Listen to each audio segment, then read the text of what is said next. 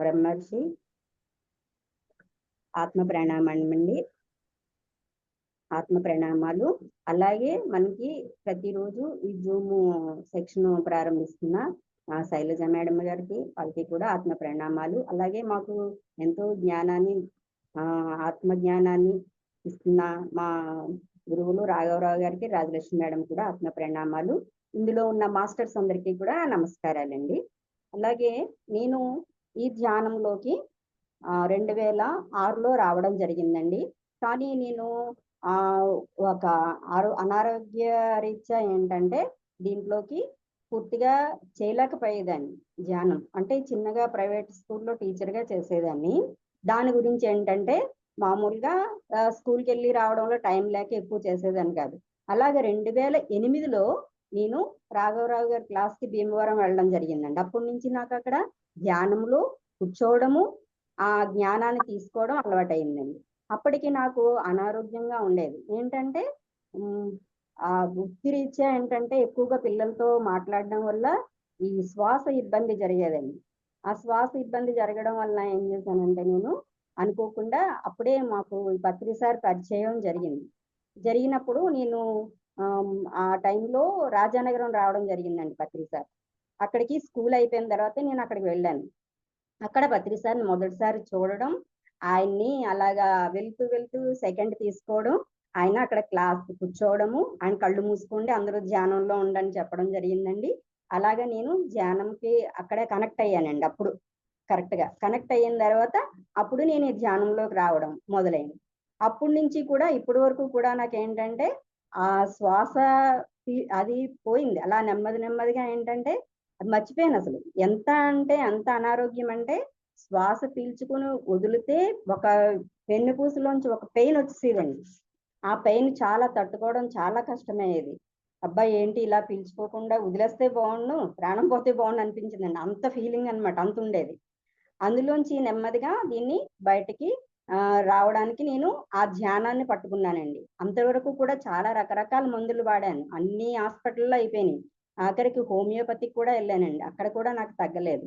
Only ఈ శ్వాస మీద ధ్యాస ధ్యానం ద్వారా మాత్రమే, అది పత్రి సార్ చెప్పిన ఈ మార్గంలో నడిచినప్పుడు అప్పుడే వెంటనే కూడా నేను ఈ మాంసాహారం మానేసి శాకాహారం మొదలు పెట్టానండి.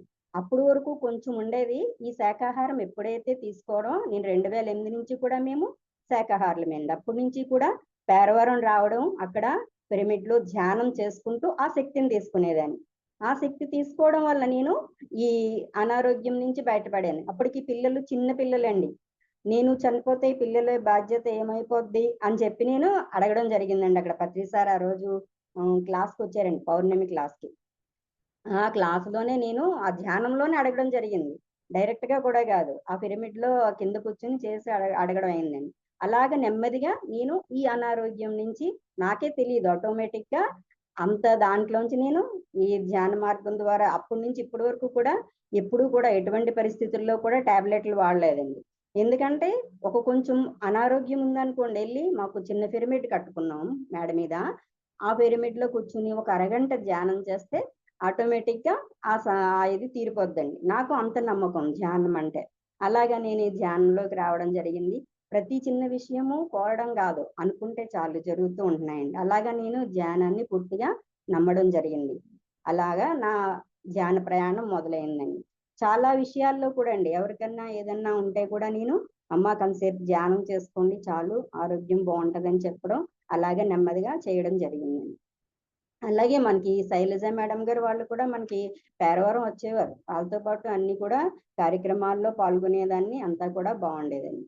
పత్రి సార్ రావడము, ఎప్పుడు వచ్చినా ఆయన దగ్గరికి వెళ్ళడము, అలాగా మా పిల్లల్ని కూడా తీసుకుని వెళ్ళిపోయేదాన్ని. చిన్న పిల్లలు అప్పటికి, వాళ్ళు సెకండ్ క్లాస్ థర్డ్ క్లాస్ చదువుతూ ఉండేవారు. ఇప్పుడైతే మ్యారేజ్ అయిపోయింది. అలా ఉన్నప్పటి నుంచి మేము ధ్యానంలో ఉండడం జరిగింది. ఆ ధ్యాన అనుభవాలు చాలా ఉంటాయి చెప్పాలంటే. అలాగా నేను ఈ ధ్యానంలోకి రావడము, అలాగే పిరమిడ్ కట్టుకోవాలనుకున్నానండి. అనుకుంటే చానాళ్ళు ఉన్నాక ఒక రోజు ధ్యానంలో కూర్చుని బుద్ధుడు గురించి చెప్తున్నారు. ఆ రోజు క్లాస్ పౌర్ణమి అండి. ఆ రోజు వ్యామగిరి అని మన వాళ్ళది పిరమిడ్ ఉంది, వాళ్ళ ఇంటికి వెళ్ళి కూర్చుని ధ్యానం చేస్తున్నప్పుడు నాకు లోపటి నుంచి ఏంటంటే, ఇంకా అలా కూర్చుంటావా, పిరమిడ్ కట్టుకుంటా అన్నావు కదా, లే అని. ఇదేంటి నిజంగా వినిపిస్తుందా, నేనేమో అని అనుకుంటున్నానా అని చెప్పి మళ్ళీ అనుకున్నానండి. నిదానించేటప్పటికి కరెక్ట్ గా ఇంకా కట్టాలి అన్న ఇది వచ్చేసిందండి. వెంటనే మా ధవళేశ్వరంలోని విజయదుర్గ మేడం గారని వాళ్ళ ఇంటికి వెళ్ళి, ఇలా అండి నాకు ధ్యానంలో పిరమిడ్ కనిపిస్తుంది మేడం, నేను చెయ్యాలనుకుంటున్నాను అంటే, ఈ రోజు పౌర్ణమి చక్కగా అని చెప్పి ఇంటికి కూడా రాలేదండి. వాళ్ళ ఇంటికి వెళ్ళిపోయి మేడం గారిని అడిగితే, ఈ రోజు పౌర్ణమి మంచి రోజు మేడం, చేసేద్దాం శంకుస్థాపన అని చెప్పి అప్పటికప్పుడండి అనుకోవడం. 6 అయ్యేటప్పటికి, సాయంత్రం 6 కండి పిరమిడ్ పైన కొంచెం ఇలా వాటర్ చల్లేసి అప్పటికప్పుడు కొబ్బరికాయ కొట్టేసి ఒక 5 జంటలు మాత్రమే, విజయదుర్గ మేడం గారి జంట, మా జంట, ఒక 4 జంటలు పిలిచి అక్కడ కూర్చుని కొబ్బరికాయ కొట్టేసామండి. అది 2019 అండి. ఆ 19లో కరెక్ట్ గా ఇలా కట్టాము. వారం రోజులకి కరోనా వచ్చింది. కరోనా వచ్చేటప్పటికి ఎక్కడికక్కడ అన్ని స్టక్ అయిపోయినాయి. ఏంటి మేస్త్రులు రావడం అవ్వలేదు, తర్వాత ఏమో మన మామూలుగా అవి రావడం లేదు, ఏంటంటే పని వాళ్ళు రావడం అవ్వలేదు, ఇసుక అన్నీ ఆగిపోయినాయి. ఆగిపోయేసరికి అప్పటికి ఏమీ అవలా, కొద్దిగా మొదలు పెట్టాం అంతే. అప్పుడు ఏం చేసేదానంటే తెల్లవారుజామున వెళ్ళి పైన కూర్చుని ధ్యానం చేసేదానండి. ధ్యానం చేసేటప్పటికి తెల్లారేటప్పటికి ఇసుక రావడం, మేస్త్రులు రావడం, అన్ని టకటక 3 months లో మేము పిరమిడ్ కట్టడం జరిగిందండి.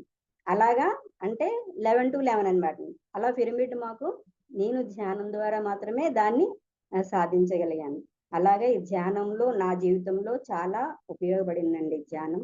అలాగే అన్ని విషయాల్లో కూడా నేను ఇదే చేసుకుంటానన్నమాట. ధ్యానం చేస్తూనే అన్ని విషయాలు కూడా చేసుకుంటూ ఉంటాను, ప్రతి విషయంలో కూడా. అలాగా నా ధ్యాన జీవితం మొదలైందండి. ఇంకా మనం ఇప్పుడు క్లాస్లోకి వస్తే ఏంటంటే భక్తి గురించి, భక్తి అంటే అన్న దాని గురించి. ఓకే మేడం, వినిపిస్తుందండి? అలా ఏంటంటే భక్తి అంటే అంటే ఏంటి, ఇప్పుడు అంటే మనకి మనము ఏ పని చేసినా, ఏ పని చేసేటప్పుడు మన దృష్టి భగవంతుని మీద ఉంచి చేస్తాము, దాన్ని భక్తి అంటాం. అంతే కదండి. ఏది మనం ఏ పని చేసినా మన దృష్టి భగవంతుడి మీద లేదనుకోండి, దాన్ని భక్తి అనం. సాధారణంగా మనం ఏం చేస్తామంటే పూజ చేస్తాం, ప్రార్థనలు చేస్తాం, అలాగే స్తోత్రాలు చదువుతాము, నామజపం చేస్తాం. ఇవన్నీ చేస్తే ఏమంటామంటే మన దృష్టి భగవంతుడి మీద ఉంటది కనుక దాన్ని భక్తి అంటాం. కానీ మన దృష్టి భగవంతుడి మీద లేదనుకోండి, దాన్ని భక్తి అనం. ఎందుకంటే టీవీ చూస్తున్నా, మనం మాట్లాడుతున్నా, అలాగే ఏదైనా పనులు చేస్తున్నప్పుడు, ఆటలు ఆడుకున్నా, ఇలాంటి అన్ని కూడా మన దృష్టి దాని మీద ఉండదు. దేని మీద ఉంటది? అట్ల మీదే ఉంటది. అంటే అప్పుడు దాన్ని భక్తి అనం. అంతే కదా. అంటే ఇక్కడ భక్తి అంటే ఏంటంటే మన స్వస్వరూపానుసంధానంతో ఉండడమే భక్తి అంటే. ఎలా ఉంటాము? మనతో మనం ఉండడం అంటే మనలో ఉన్న ఆత్మరూపంలో ఉన్న భగవంతునితో ఉండడమే భక్తి అంటే. దాన్నే నిజమైన భక్తి అని అంటారు. అలాగే ఇంకా ఏమిటంటే భక్తి మనకి దీంట్లో అలా భగవంతుని మీద మనము రకరకాలుగా దృష్టి ఉంచి మనము ఏం చేస్తామంటే, భక్తి అంటే చాలా మంది కోరికలు కోరుతూ ఉంటారు. అంతే కదండి. ఒక విగ్రహం దగ్గరికి వెళ్ళి, గుడికి దేవాలయంలోకి వెళ్ళి మనము కోరికలు కోరుతూ ఉంటాం. అది కోరికల భక్తి అవుతుంది కానీ భగవద్భక్తి అవదు. అందుకని ఎప్పుడు కూడా మన దృష్టి దేని మీద ఉంచాలి? భగవంతుని మీద ఉంచితేనే మనకి అది భక్తి అవుతుంది. అలాగే భగవంతుని మీద అంటే దృష్టి అంతా కూడా కోరికల గురించే. అంటే భగవంతుడి మీద కోరికల కోసమే ఉంచుతూ ఉంటాము. దాన్ని ఏం చేస్తారంటే మనం ఒక రకంగా చెప్పాలంటే ఏంటంటే, బాహ్యంగా ప్రదర్శించే రకరకాల చర్యలను భగవంతుని మీద పెడతాం, కానీ దృష్టి కోరికల మీదే పెడతాం. అలాంటి భక్తిని కోరికల భక్తి అంటాం, కానీ అది భగవద్భక్తి అవదు. ఎవరైతే కోరికలు లేకుండా భగవంతుని మీద మాత్రమే దృష్టి పెడతామో దాన్ని భక్తి అంటాము. అలాగే ఇక్కడ భగవంతుడు అంటే ఇక్కడ మనం మళ్ళీ భగవంతుడి గురించి తెలుసుకోవాలి. ఏంటంటే భగవంతుడు ఎవరు అంటే నిరాకారుడు. ఆయన భగవంతుడు నిరాకారుడు. ఆయనకి ఆకారం లేదు, అలాగే రూపము లేదు, నామము లేదు. ఆయన సర్వాంతర్యామి, అన్ని చోట్ల ఉంటాడు. మనము దానికి నిదర్శనం ఏమిటంటే భక్త ప్రహ్లాదుడు. ఆయన గురించి మనం చెప్పుకోవచ్చు. ఏంటంటే భక్త ప్రహ్లాదుడు ఆయన తండ్రి హిరణ్యకశిపుడు ఆయనకి ఎన్ని ఆపదలు, ఎన్ని బాధలు కలిసినా సరే ఆయన దృష్టి ఎప్పుడు కూడా భగవంతుని మీదే ఉండేది, ఆ శ్రీహరి మీదే ఉండేది. అందుకని ఆయన ప్రతి చోట అన్ని చోట్ల ఉన్నాడని చెప్పింది. అంత చిన్న వయసులో ఆయనకి భక్తి వచ్చిందంటే ఆయన దృష్టి ఎంతసేపు నిరంతరము ఆయన మీదే ఉండేది. అందుకని ఆయనకి అంత భక్తి ఉండేది. ఆ శ్రీహరినే నా చేస్తూ జపిస్తూ ఉండేవాడు. అలాగా ఆ ప్రహ్లాదుడి భక్తి మనకి ఉదాహరణగా ఎగ్జాంపుల్ గా తీసుకుంటాము. అలాగే ఇంకా ఏంటంటే భగవంతుడు అంటే మనం చెప్పాము నిరాకారుడు, నిర్గుణుడు, అంటే ఏ గుణాలు ఆయనకి ఉండవు. అలాగే ఆది మధ్యాంతరహితుడు, అంటే ఆ ఆదిలోని మధ్యలోని అంతంలో అన్ని చోట్ల కూడా ఆయన ఉన్నాడు, అన్ని కూడా ఆయనే ఉన్నాడు. అలాగే ఆయనకి మొత్తం అంతా అంటే శక్తి స్వరూపుడు, అంతటికీ కూడా ఉంటాడు. అలాగే సృష్టి అంతటికీ కూడా ఆయనే మనకి శక్తిని ఇస్తాడు. అలాగా అంతా కూడా ఆ భగవంతుడు అంటే కూడా ఆయన అంతటా ఉంటాడు, అన్ని చోట్ల ఉంటాడు, అన్ని జీవులకి ప్రాణాధారం ఆయనే. అందుకని భగవంతుడు అంటే కూడా ఈ భక్తి అనేది మనం భగవంతుడి మీద ఉంటూ ఉంటదన్నమాట. అలాగే ఇంకా అంటే ఎవరైనా నిజమైన భక్తి ఏది అంటే ఏంటంటే సత్యమైన భగవంతుని మీద దృష్టి ఉంచడం. అంటే ఇక్కడ సత్యము అంటే ఏంటంటే నిత్యమైనది, శాశ్వతమైనది, ఎల్లప్పుడూ ఉండేది, అలాగే యుగాలు మారినా జగాలు మారినా మారనేది సత్యం. అంటే అదే ఏంటంటే ఆత్మ రూపంలోనే మన భగవంతుడు మనలోనే ఉన్నాడు. అందుకని ఆయన్ని భగవంతుడు ఆత్మ అంటాము, అంటే సత్యమైన వాడు గనక. అలాగే ఇంకా ఏంటంటే ఎందుచేత అంటే మనము ఈ ఈ భక్తుడు ఏంటంటే దీన్ని నిజమైన ఆరాధన అంటాము. భగవంతుడు ఎవరు అంటే ఇక్కడ విగ్రహమా ఫోటోనా? రెండు కాదు. ఎందుకంటే విగ్రహము ఫోటో అంటే ఇక్కడ ఏమవుతుంది అంటే ఇప్పుడు గాంధీ గారు ఫోటో పెట్టుకున్నాం అనుకోండి, అది గాంధీ గారు ఉన్నప్పుడు ఆయన రూపం, కానీ అది ప్రతిరూపం మాత్రమే. అందుకని గాంధీ గారిని పెట్టేసుకుంటే అక్కడ మనం గాంధీ గారు అయిపోం. అలాగే ఒక కృష్ణుని పెట్టేసుకుంటే మనం కృష్ణుడిని అయిపోం. ఆయన ఏం చేశారో ఆ పనులు చేస్తే మాత్రమే మనము వాళ్ళం అవుతాం, అంతే కదండి. అందుకని ఇప్పుడు కూడా మనము ఈ ఫోటోలు రూపం ఇవన్నీ కూడా ఏంటంటే ప్రతిరూపాలు, అవన్నీ కూడా ప్రతిరూపాలే. అందుకని మనం మన భగవంతుని మీద దృష్టి ఉంచాలంటే అసలు భగవంతుడు ఎవరు, ఎక్కడుంటాడు అంటే ఆయన అందరిలోని అనుకున్నాం మనం స్వస్వరూపంగా ఉంటాడు అని. మనం ఆ దృష్టి ఎక్కడ ఉంచాలంటే భగవంతుని మీద మాత్రమే ఉంచాలి. ఆయన ఎవరు అంటే ఆత్మస్వరూపంగా మనలోనే ఉంటున్నాడు. ఆయన మీద దృష్టి ఉంచితేనే నిజమైన భక్తి అంటాము. అలాగే స్వస్వరూపానుసంధానమే భక్తి రీత్యాయ ధ్రియతే అనేసి అక్కడ మనకి ఉపనిషత్తుల్లో మనకు చెప్పడం జరిగింది. అంటే ఏ కోరిక లేకుండా ఆత్మ మీద దృష్టి ఉంచడం మాత్రమే భక్తి. అంటే దీన్ని మనమే ఏంటంటే ఏమీ కూడా జపించకూడదు. దానికే మనకి పత్రిసార్ ఏం చెప్పారంటే శ్వాస మీద ధ్యాస ధ్యానం అని చెప్పారు. అంటే మనం శ్వాసతో అనుసంధానమై ఉండి మనము లోపలికి వచ్చి వెళ్ళే గాలిని, సహజంగా వస్తున్న గాలిని మాత్రమే గమనించాలి, అంతేగాని వేరే ఏమీ కూడా చేయకూడదు. అదే నిజమైన భక్తి. గీతలో కూడా పరమాత్మ చెప్పడం జరిగింది. ఏమని చెప్పాడంటే నిష్కామ కర్మ.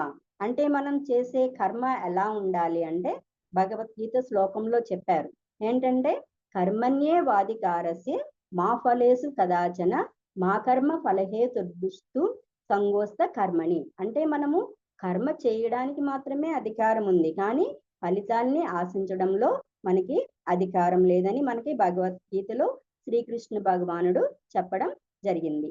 అలాగే ఈ భక్తిలో కొన్ని రకాలు ఉన్నాయండి. అందులో ఏంటంటే 3 రకాలట. ఎలా అంటే భగవంతుణ్ణి కోరికలు కోరే భక్తి. అంటే చూడండి, భగవంతుణ్ణి ఏం చేస్తామంటే మనం ఒక విగ్రహం పెట్టుకుని ఆయన దగ్గర కోరికలు కోరుతూ ఉంటాం. అంటే ఏమనుకుంటామంటే మనము ఈ ఈ దీంట్లో మనము ఆయన్ని అడుగుతూ ఉంటాం.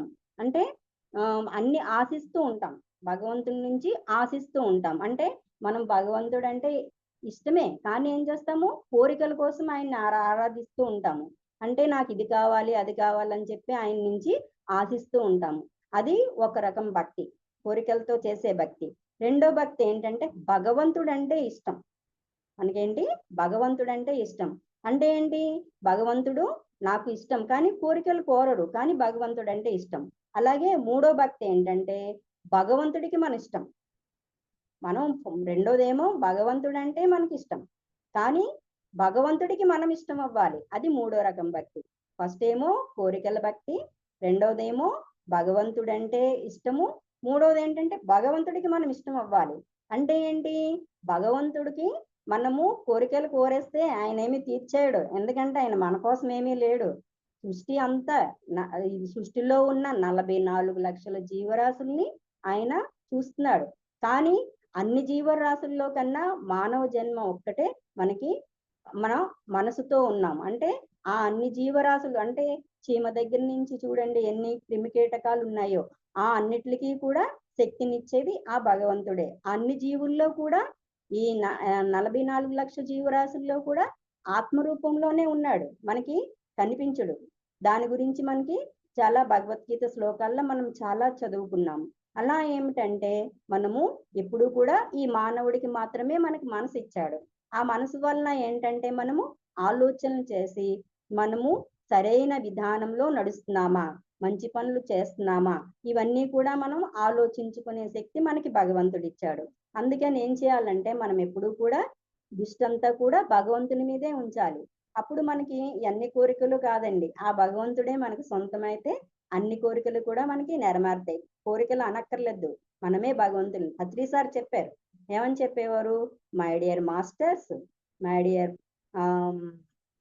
My dear God's, my dear friends అనేవారు. అంటే ఏంటంటే అక్కడ అందరము కూడా మనము ఆత్మ బంధువులమే, అందరూ కూడా మనము గురువులమే, అందరం కూడా భగవంతులమే అనేవారు. ఆయన ఒక్క ఆయన్ని కొలమని చెప్పలేదండి, ఆరాధించమని చెప్పలేదు. అందరము కూడా మనం భగవంతులమే అని చెప్పడం జరిగింది. అందుకని ఎప్పుడు కూడా ఏం చేయాలంటే మనము ఎప్పుడు మన దృష్టి భగవంతుడి మీదే ఉండాలి, అంటే మన ఆత్మ మీదే ఉండాలి. అందుకని ఎప్పుడు కూడా ఆత్మస్వరూపంగా ఉన్న ఆ భగవంతుడినే మనము ధ్యానిస్తూ ఉండాలి. ఇవన్నీ కూడా మనకి పత్రి సార్ చెప్పిందే. దానికి ఇంకొక రకంగా ఏమిటంటే మనకి ఒక ఈ నిజమైన భక్తి అంటే దానికి ఒక చిన్న కథ చెప్పుకుందాం. ఏంటంటే ఇక్కడ త్రిలోక సంచారైన నారదుడు ఒకరోజు ముల్లోకాలు తిరుగుతూ ఉన్నాడంటండి. ఒకరోజు వైకుంఠం వెళ్ళాడట. అక్కడ వైకుంఠంలో ఎవరుంటారు మనకి, నారాయణుడు ఉంటాడు, అంటే శ్రీహరి ఉంటాడు. ఆ శ్రీహరి ఏం చేస్తున్నాడంటే ఈయన వెళ్ళేసరికి ఆయన చేతిలో ఒక పుస్తకం ఉందంటండి. అప్పుడు నారదుడు అడిగాడట, స్వామి మీ చేతిలో పుస్తకం ఉంది కదా, అది ఏంటి అని అడిగాడట. అప్పుడు శ్రీహరి ఏం చెప్పారట, ఇది భగవంతుడు అంటే ఇష్టమైన వాళ్ళ పేర్లన్నీ ఇందులో ఉన్నాయి అని చెప్పారంటండి. అప్పుడు నారదుడు అడిగాడట, స్వామి అందులో నా పేరుందా అని అడిగాడట. అడిగితే సరే అనేసి ఆ పుస్తకం చూస్తే ఫస్ట్ లోనే నారదుడి పేరు ఉందంటండి. అప్పుడు ఇగోనయ్యా నీ పేరు మొదట్లోనే ఉంది అని చెప్పి ఆయన నారాయణుడు చెప్పడం జరిగిందట. అయితే అప్పుడు ఈయనకి వెంటనే ఆంజనేయ స్వామి గుర్తొచ్చాడంటండి. ఆంజనేయ స్వామి గుర్తొస్తే స్వామి అందులో ఆంజనేయ స్వామి పేరు ఉందా అని అడిగాడంటండి. అడిగితే ఆయన మొత్తం పుస్తకం అంతా తిరగేశాడట, ఆయన పేరు లేదట. అప్పుడు ఈయనకి నారదుడికి లేదయ్యా ఆయన పేరు అన్నట్ట. అయ్య బాబోయ్, నేను ఆంజనేయ స్వామి కన్నా చాలా భక్తుణ్ణి, నాకు చాలా ఆనందంగా ఉందని చెప్పి అక్కడి నుంచి ఆనందంతో వచ్చేసాడంటండి. వచ్చి మళ్ళీ అంతా తిరుగుతున్నాడట. ఒక చోట ఆంజనేయ స్వామి ధ్యానం చేసుకుంటూ కనిపించాడట. కనిపిస్తే అప్పుడు ఈయనకి ఇంకా నారదుడు అంటే కొంచెం తెలుసు కదా మనకి, ఆయన చాలా రకాలుగా చెప్పుకుంటూ ఉంటాం, కలహ భోజనుడని అవని ఇవని. అందుకని ఏం చేశాడట, ఈయన కనబడ్డాడట. కనబడగానే వెళ్ళి స్వామి నేను ఇలాగా వైకుంఠానికి వెళ్ళాను అని చెప్పి ఆనందంగా చెప్తున్నట్ట. ఆ స్వామి ఎలా ఉన్నారు, బాగున్నారా అని అడిగాడట. బాగానే ఉన్నారు, మీరు బాగున్నారంటే బాగున్నారు.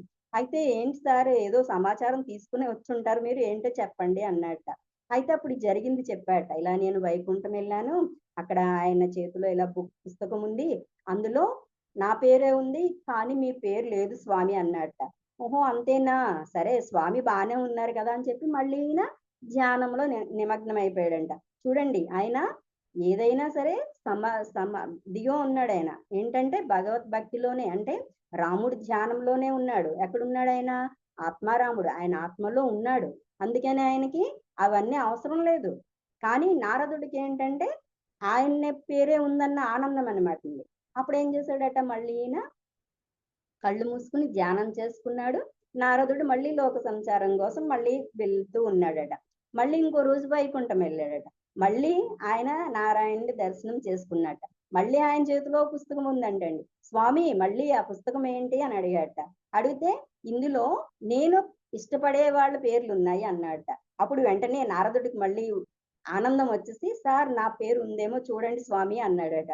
అనేసరికి ఫస్ట్ పేరే అంతా లేదట, ఈయన పేరు లేదట. ఫస్ట్ పేరు ఆంజనేయ స్వామి పేరు ఉందంటండి. అయ్యో ఇదేంటి నా పేరు లేదు ఇందులోని, ఆంజనేయ స్వామి పేరుందని చెప్పి ఈయన మళ్ళీని నిరాశగా వెనక్కి వచ్చేసాడంటండి. మళ్ళీ తిరుగుతున్నాడట. తిరుగుతూ ఇంటి మళ్ళీ ఆంజనేయ స్వామి దగ్గరికి కనిపించాడట. అది మీ పేరే ఉంది స్వామి, నా పేరు లేదు ఇందులోని అన్నట్ట. అంటే అక్కడ ఏంటంటే అక్కడ ఆయన భగవంతుడికి, నారదుడికేమో ఎంతసేపు ఆయన గానాలు పాడుతూ ఉంటాడు కదా, ఆయన పాటలు పాడుతూ సంకీర్తనలు చేసుకుంటూ స్తోత్రాలు చేసుకుంటూ అన్ని తిరిగాడు. భగవంతుడి మీద భక్తి ఉంది, కానీ ఆయనకి భగవంతుడు ఇష్టపడే భక్తి లేదు. కానీ ఆంజనేయ స్వామికి భగవంతుడు ఇష్టపడే భక్తి ఉంది. అంటే ఆయనకి ఆయన ఇష్టపడే భక్తుల్లో ఆంజనేయ స్వామి ఉన్నాడు. అందుకని మనం ఎప్పుడూ కూడా ఏం చేయాలంటే ఇక్కడ కోరికలతో చేయకూడదండి. అలాగే భగవంతుడుని చేయాలి. అంటే భగవంతుడు ఇష్టపడే భక్తుల్లో మనం ఉండాలి. ఇక్కడ ఈ 3 రకాల భక్తుల్లో మనం భగవంతుడికి ఇష్టపడే వాళ్ళ ఉండాలి. అందుకని ఏం చేయాలంటే మనం ఎప్పుడూ కూడా శ్వాసతో మాత్రమే అనుసంధానమయ్యి ఎప్పుడు కూడా అలా ఉండాలి. అంటే మనకి పత్రిసారి చెప్పారు. ఏమనంటే మనకి ఎప్పుడు గతంలోకి వెళ్ళకూడదు. గతంలోకి వెళ్ళామంటే దుఃఖమే.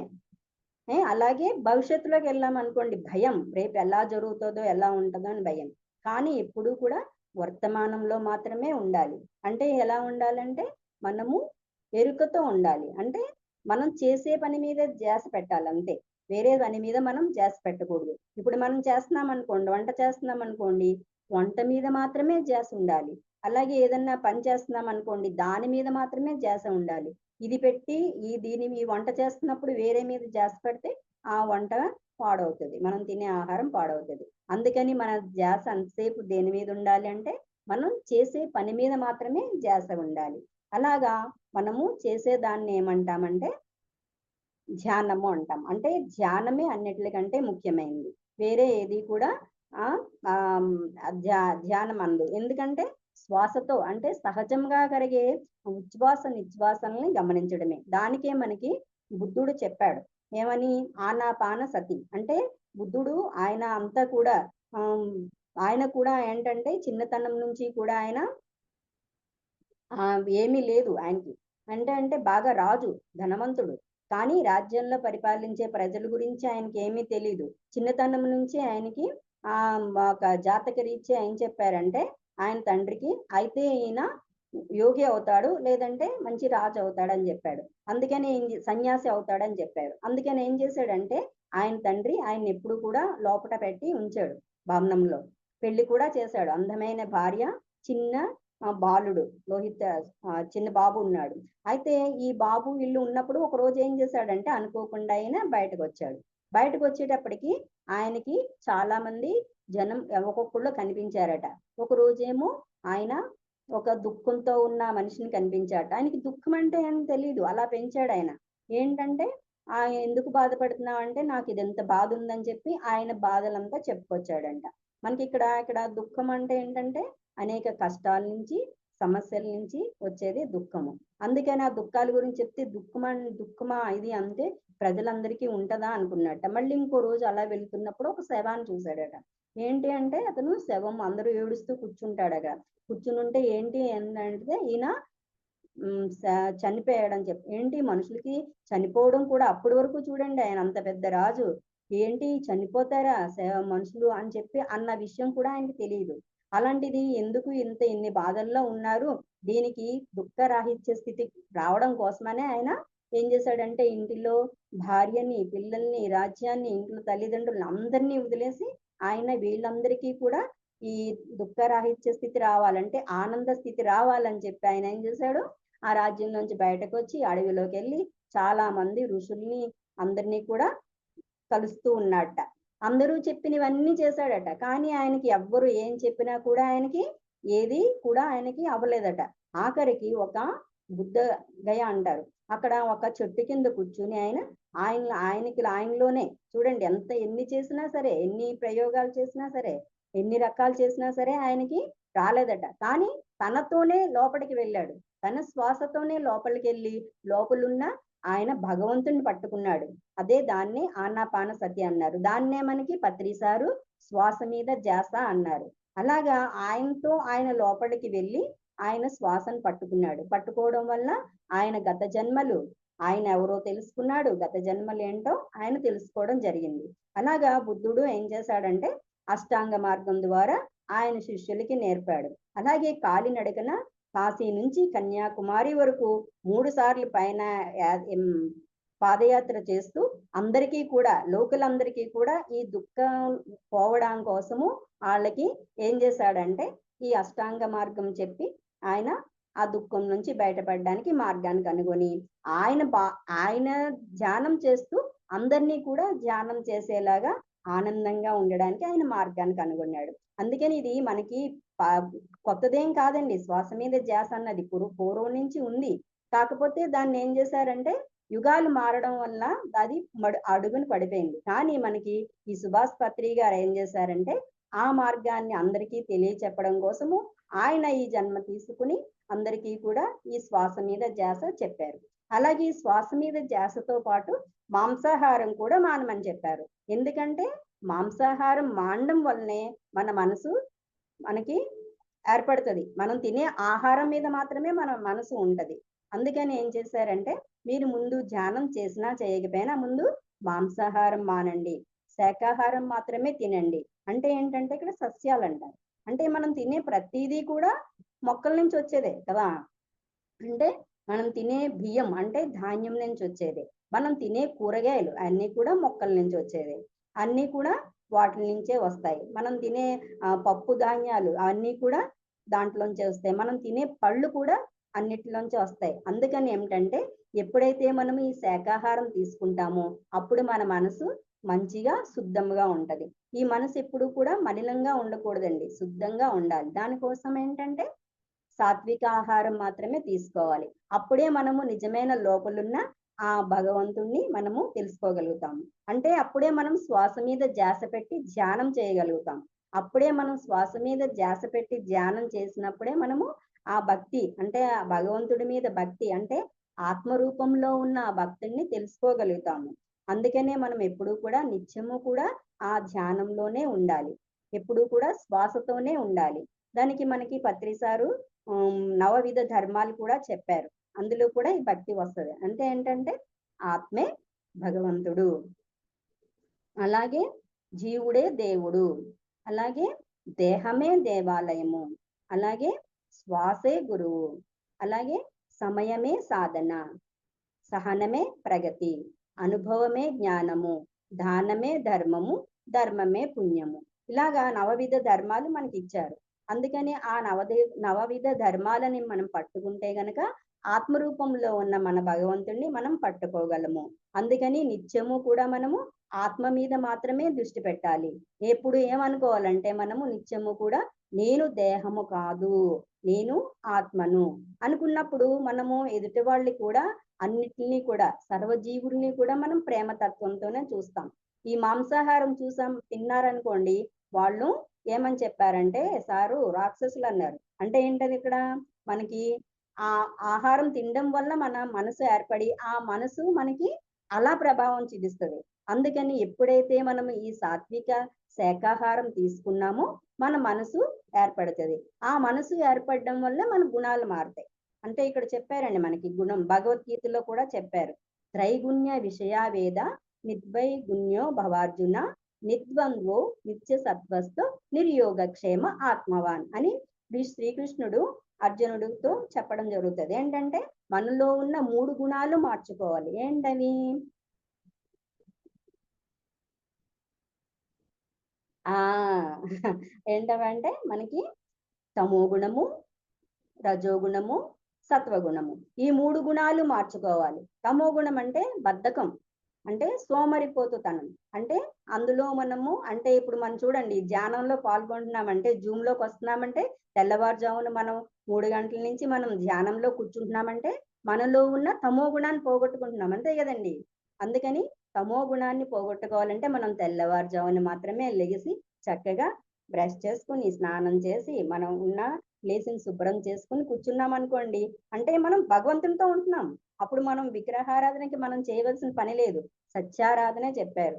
విగ్రహారాధన వద్దు, సత్యారాధనే చేయండి అని చెప్పారు. అంటే మన లోపట ఉన్న భగవంతుణ్ణి అంటే ఆ స్వరూపాన్ని పట్టుకొని మనము ధ్యానం చేస్తున్నాము గనక మనము ఆ తమో గుణాన్ని పోగొట్టుకోగలుగుతాం. అంతే కదండి. అలాగే రజోగుణం అంటే మనలో ఉన్న అహంకారాన్ని పోగొట్టుకోవాలి, గర్వాన్ని పోగొట్టుకోవాలి.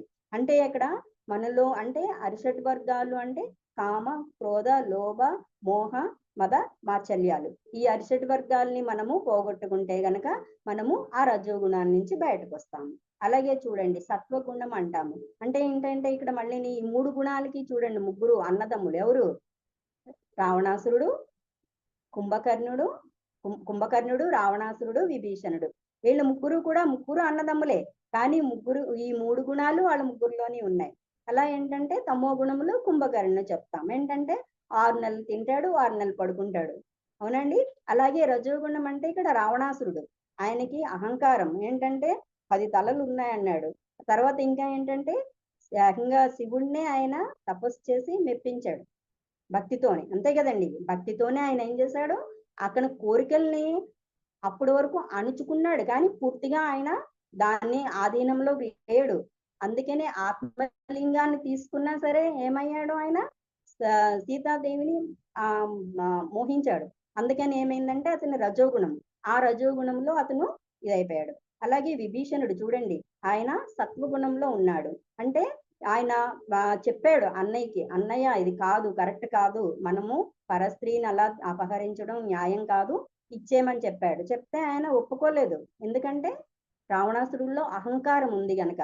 అప్పుడు ఈ విభీషణుడు ఏమయ్యాడంటే వెళ్ళి నిర్గుణుడైన ఆ శ్రీరామచంద్రుడి పక్కన చేరాడు. అంటే ఆయన అంటే ఆయన సాత్విక నిర్గుణ స్వరూపం. అంటే ఆయన అన్ని గుణాలు దాటాడు ఆయన. అందుకని ఆయన పక్కన చేరాడు. అందుకని విభీషణుడు ఏమయ్యాడు, ఆయన మంచిగా ఈ రావణాసురుణ్ణి చంపేసిన తర్వాత ఆ రాజ్యానికి ఈయన ఇదయ్యాడు. అంటే ఇక్కడ ఏంటంటే భక్తి మెయిన్. చూడండి అక్కడ ఏంటంటే ఎప్పుడు కూడా విభీషణుడు భక్తితో ఉండేవాడు.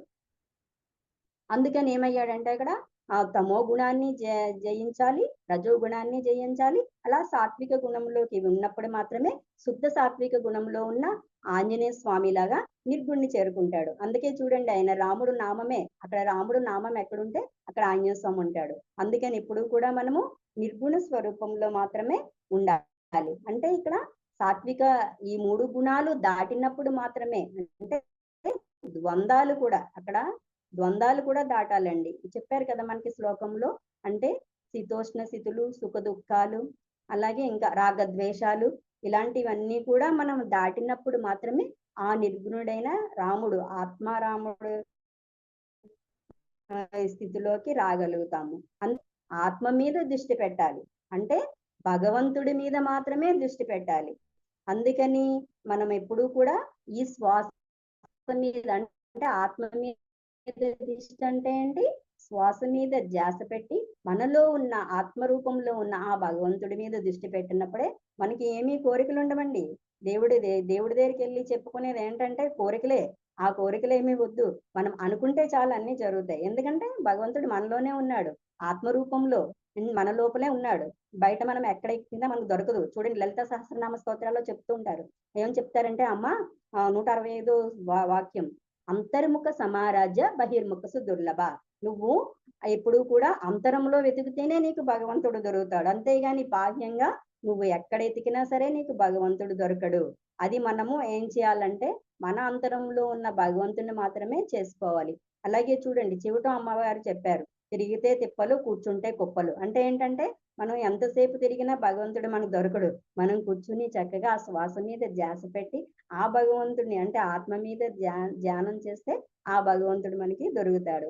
అందుకని మనం ఎప్పుడూ కూడా ధ్యానం మాత్రమే చేయాలి, వేరే ఏమీ కూడా చేయకూడదు. అలాగే శ్వాస మీద ధ్యాస మాత్రమే పెట్టాలి, వేరే ఏమీ కూడా చేయకూడదు. అంటే నిశ్శబ్ద ధ్యానం చేయాలి, మౌన ధ్యానం.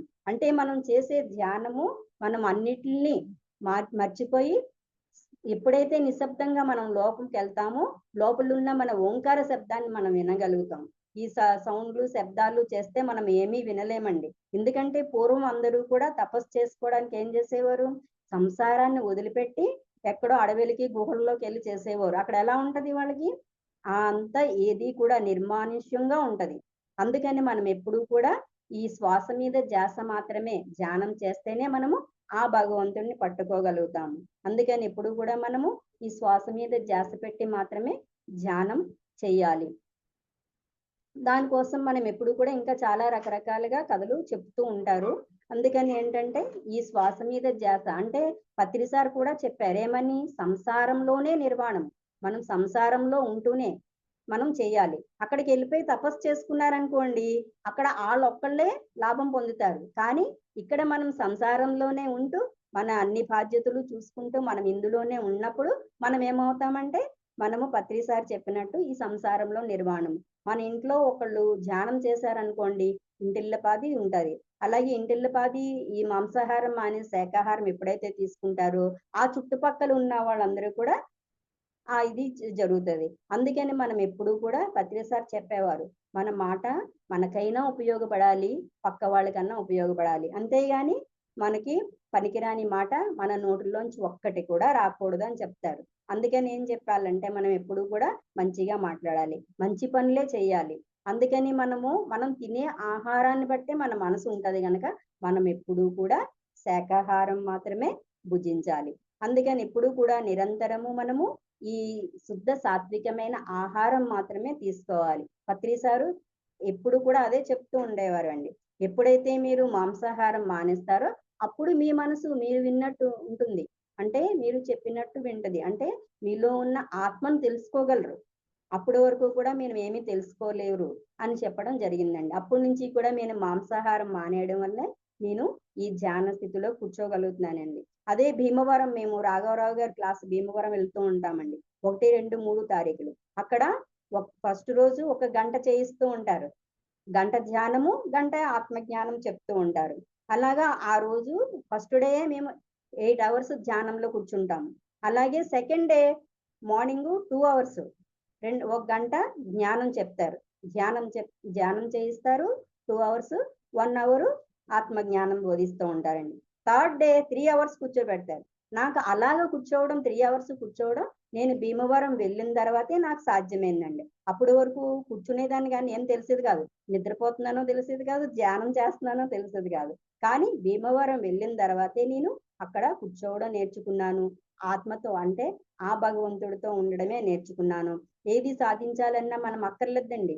ఆయన అంతర్యామిగా మనకి చిత్రగుప్తుడు అంటారు. అంటే చిత్రగుప్తుడు అంటే ఎక్కడో యమలోకంలో కాదండి. మనలోనే చిత్తం అంటే ఏంటి? మనసు. మనలోనే ఉండి మన అన్ని రాస్తూ ఉంటాడండి చిట్టా లెక్కలు. అంటే మనము ఏమనుకుంటున్నామో అన్నీ కూడా ఆయనకే తెలుస్తది. అలా అన్నప్పుడు మనము ఏమనుకున్నా అవుతది. అంతేగాని దేవుడి దగ్గరికెళ్ళి మనము కోరికలు కోరుకుంటే అది ఏమీ కాదు. ఆయన మన కోరికలు తీర్చడానికి ఏమీ లేడు. మనము మనం చేసే పనుల్ని బట్టి అంటే మనం చేసే సాధనలను బట్టి ఎంత తీవ్ర ధ్యాన సాధన చేస్తామో అంటే ఎక్కువ భగవంతుడితో ఉంటామో అప్పుడు మనం భగవంతుడికి ఇష్టలమవుతాము. మనం చేసే సాధన ద్వారా మనకి అన్నీ కూడా మంచి పనులే జరుగుతాయి. అది మాత్రము మనము గట్టిగా నమ్మాలి.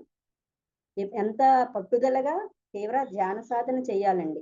కూర్చుంటే ఒక గంట కూర్చున్నామనుకోండి 5 నిమిషాల్లో అనిపిస్తది. ఎందుకంటే మనము భగవంతునితో అంతసేపు ఉంటాం గనక. కానీ మనము ధ్యానంలో కూర్చోలేదనుకోండి అంటే మనం భగవంతుని మీద లేనట్టే లెక్క. శ్వాస మనకి కుదిరింది అంటే ధ్యాన సాధన కుదిరిందంటే మనం భగవంతునితో ఉన్నట్టే. అందుకని ఎప్పుడు కూడా మనము కూర్చోవాలి. పత్రి సార్ చెప్పేవాళ్ళు. కూర్చోవాలి, కూర్చోవాలి, కూర్చోవాలి అనేవారు. అంటే ఏంటి ఫస్ట్‌లో నాకేంటి కూర్చుంటే వచ్చేస్తదా అనుకునేదాన్ని. కానీ దాంట్లో అనుభవం పొందాలి. అందుకే అనుభవమే జ్ఞానం అన్నారు. మనకి ఆత్మే భగవంతుడని చెప్పారు. అనుభవమే జ్ఞానం అని చెప్పారు. అంటే మనము కూర్చుని ఆ శ్వాసను పట్టుకుని శ్వాసే గురువు అన్నారు. మనకెవరో గురువులు కాదండి. మన శ్వాసే గురువు. అందుకని మన జీవుడే ఆత్మే పరబ్రహ్మము, జీవుడే దేవుడన్నారు. అంటే దేవుడు మనలోనే ఉన్నాడు. అందుకని ఆ శ్వాస ద్వారా మాత్రమే మనం పట్టుకున్నప్పుడు అనుభవమే జ్ఞానము. మనకి జరిగే అనుభవాలన్నీ జ్ఞానమే అండి. అందుకని అక్కడ మాకు భీమవరంలో అంతసేపు కూర్చుంటాం గనకే మాకు రకరకాల అనుభూతులు జరుగుతూ ఉంటాయి. అంటే ఆత్మతో ఉంటాం. దానివల్లనే మనము ఎందుకెళ్ళాలంటే అక్కడికి భీమవరం తప్పనిసరిగా వెళ్ళినోళ్ళందరూ కూడా ఈ ధ్యాన అనుభవాలు చాలా పొందిన వాళ్ళు ఉన్నారు. అంటే ఏంటంటే ఇక్కడ వేరే వేరే ఏమీ కాదండి, మన ఆత్మతో మనం భగవంతుని పట్టుకోవడం కోసం. అంతేగాని ఇవన్నీ ఎప్పటికప్పుడు ఉండేవే. మనకి అనారోగ్యాలు ఉన్నాయనుకోండి, బోల్డ్ హాస్పిటల్ పూర్వం ఉన్నాయా ఇవన్నీని? కానీ అప్పుడు అవన్నీ లేవు.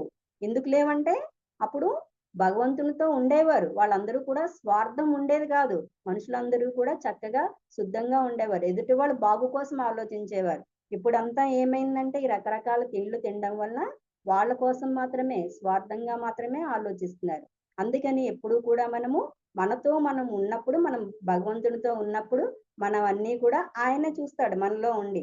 అందుకని మనం ఏమీ కోరవలసిన అవసరము లేదండి. అందుకని శ్వాస మీద ధ్యాస అంత గొప్పది.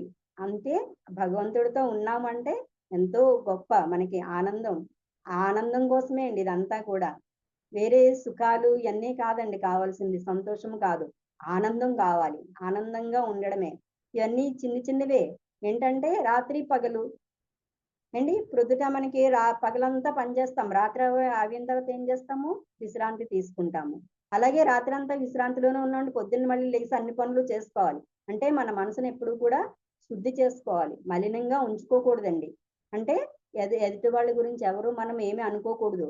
మనలో ఉన్న భగవంతుని గురించి మాత్రమే ఆలోచించాలి.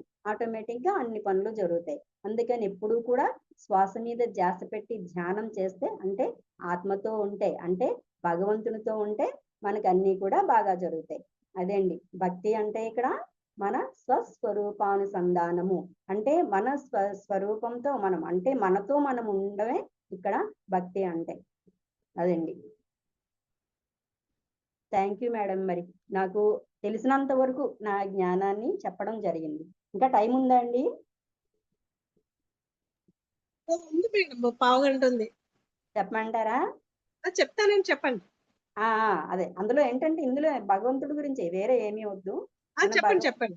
ఆ భగవంతుడు ఇంకా ఏంటనుకున్నామంటే మనకి భగవద్గీతలో శ్లోకాలు.